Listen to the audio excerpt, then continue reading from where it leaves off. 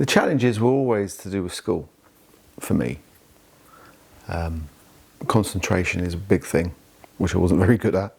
I'm still not, as you'll probably find out. But yeah, just concentrating in class was the hardest thing. And reading was a struggle. I'd always read the same thing over and over again, and I realised, oh, I've read this before. At school, I struggled, and I often got accused of being lazy, stupid, a bit of a dunce, and that really has a massive effect on a child's self-worth and self-value. I don't think that it was hugely impactful to me, but certainly when I was doing written assignments and things like that, I would find them probably a bit more challenging than some other people might find. It wasn't a huge barrier to me doing what I wanted to do, especially given that I was far more interested in things like science and art than I was with, you know, writing. The biggest challenges were just trying to figure out ways to get around it, where in the education system, especially a decade ago, it was like when technology wasn't as developed, it was quite hard to figure out ways around it with things like reading.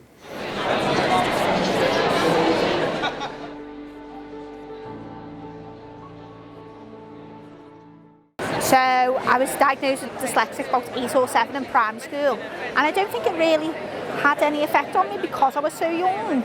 It didn't, like, I just knew I just couldn't read, and it wasn't until like I was older and I got further diagnosed with ADHD and dyslexia, and I think I was okay with it until I moved to like a posh school, and then I really started to struggle to fit in because I felt like the only neurodiverse kid there. I think the main challenge is that most of the curriculum sort of revolves around the written information, and much of the assessment still uses written scripts.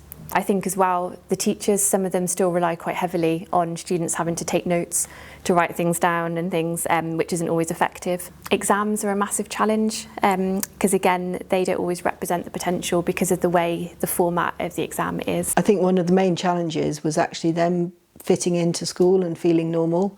I think often you can feel like a sort of square peg in a round hole, and you look around, you see everybody else doing the work, understanding it all, being able to write in time and do everything, and you're sitting there thinking, why can't I do the same? And you know, even there were days when they tried really hard. My youngest would come home and say, look, I really tried today, Mum, but I still didn't get it. And it was that frustration of the processing.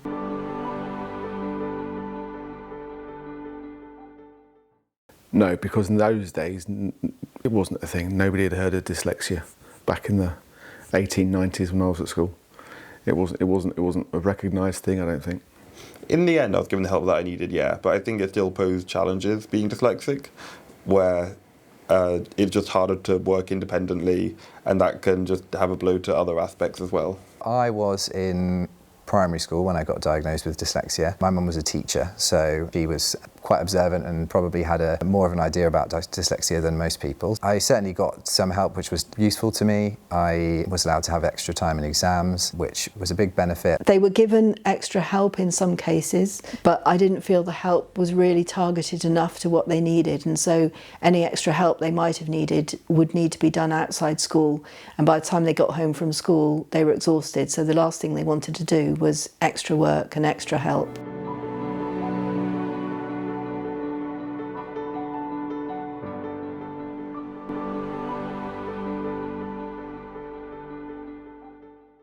Definitely the reading one, which is inconvenient. I struggled to have certain hobbies like reading books, and it's just kind of more difficult to navigate the world where I might mess up something or I might read something differently. I once bought my partner a happy birthday grandson card by accident, just because I didn't read it. So that, and just the way that I go about stuff being slightly differently and not really working into the conventional society. I think it's understanding it. And once you've understood it, you can then work out what you need to do to overcome it, or work with it. Not necessarily overcome it, because you never overcome it, but work with it and work around it and use it as as an advantage.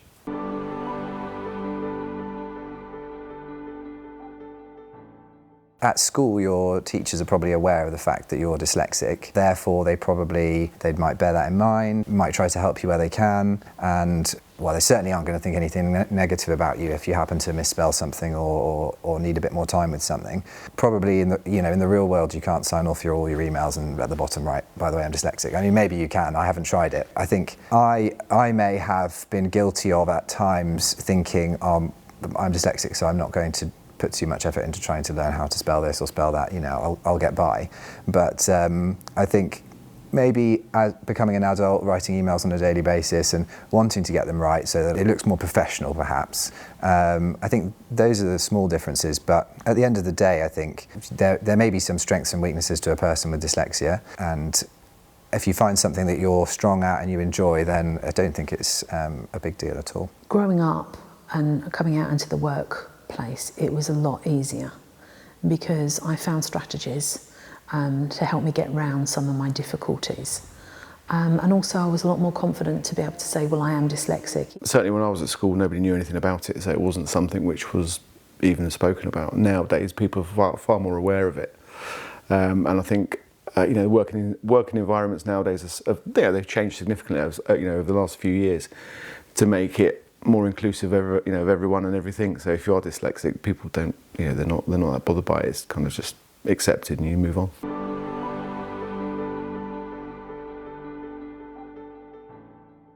When I worked in care, there was very little sympathy or understanding for the fact that I would find it difficult to read documents on screens, or that I had a scheduling problem, and they'd get quite cross and they didn't seem to have any sympathy. People have asked if I'm dyslexic in the workplace, especially when I started working as a radiologist and I was writing reports. People noticed that I was making some silly spelling errors, and people did ask me if I was dyslexic. So obviously it was apparent to some people that I might have a problem there. But no, I haven't experienced any negativity. I think that it's fairly well understood and well appreciated. Since being on Bake Off, it's become really clear to me that people don't actually know how much dyslexia affects people in day-to-day life. So my reading age is 9 years 3 months. So on lives on Sunday on TikTok, I do live readings to show it's all right, I'm 30 and I struggle to read, but that's okay because there's thousands of us. And I think them stigmas are really there. It's mad. So the world likes to think they're inclusive and diverse, but I don't quite think we're there yet.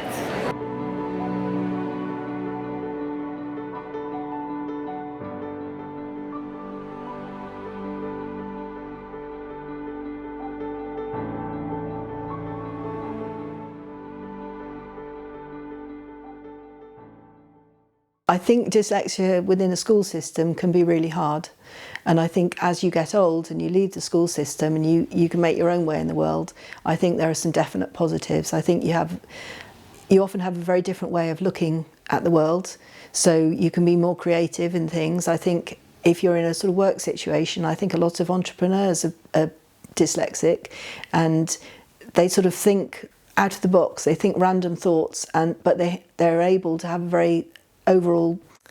a good picture of how everything fits together. So I think for them, that's a real positive. I think somebody who's not dyslexic is often sort of very linear, black and white. You do this first, then that, and then the other, whereas a dyslexic person will look at things from all different angles all the time, because that's how they've often had to learn. So I think for them it's a real skill, and it gives them opportunities and ideas that other people wouldn't necessarily have.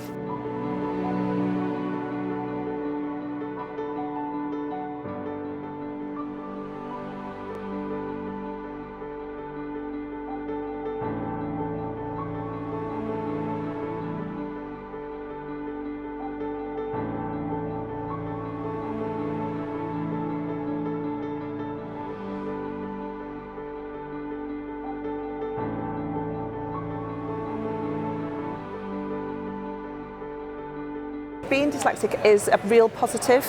If you think about some of the famous people who have been very successful, Richard Branson, Winston Churchill, Prince Harry's dyslexic as well, all these public speakers, if you are an architect or a designer or an astrologist or a scientist or a politician, or inventor, you know, all of these famous people need their dyslexic brains to become successful, and we need those kind of people in our society.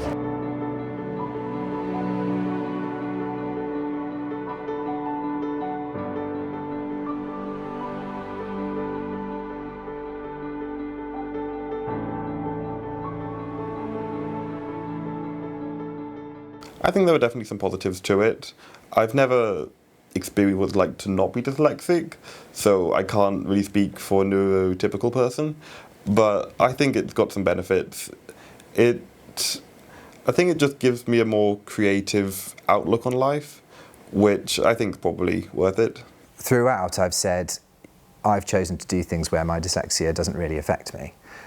Which is of course one way that you could choose to live your life. I mean, you know, whether it's working in science or working in art or whatever it might be, there's so many different things you can do. There are plenty of things out there where your dyslexia may not really come into play. But at the same time, if you do find that you want to do something which is a challenge because you're dyslexic, then I think you should still do it. Actually, now that I am writing on a daily basis, I do find that even though it's taken me longer to get to the point that I'm at, I still can do it, and I still can write my reports, which I need to do for my work. So I would say, don't be deterred if you find something a bit harder. You may just need a bit more time.